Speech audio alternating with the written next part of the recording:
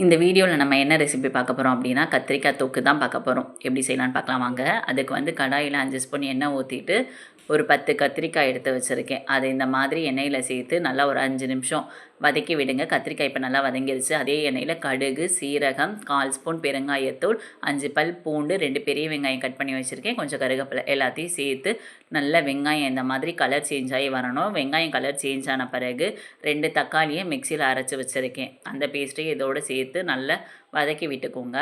இதுக்கு தேவையான மசாலா அப்படின்னு பார்த்தீங்கன்னா தனி மிளகாய் பொடி 1/2 ஸ்பூன், 2 ஸ்பூன் குழம்பு மிளகாய்த்தூள், மஞ்சள் பொடி 1/4 ஸ்பூன் எல்லாத்தையும் போட்டு நல்லா வதக்கி விட்டுக்கோங்க. பொடியோட பச்சை ஸ்மெல் போகணும். இப்போ வந்து சின்ன நெல்லிக்காய் சைஸ் அளவு புளி எடுத்து கரைச்சி வச்சுருக்கேன். அந்த புளி தண்ணியை இதில் ஆட் பண்ணி நல்லா மிக்ஸ் பண்ணி விட்டுக்கோங்க. புளியோட பச்சை ஸ்மெல் போகணும், எண்ணெய் பிரிஞ்சு வரணும். அந்த ஸ்டேஜில் நம்ம வதக்கி வச்சுருக்க கத்திரிக்காவை இதோடு சேர்த்துட்டு தட்டு போட்டு மூடி ஒரு 5 நிமிஷம் சிம்மில் வச்சு நல்லா கொதிக்க விட்டுருங்க. நல்லா எண்ணெய் பிரிஞ்சு வரும்.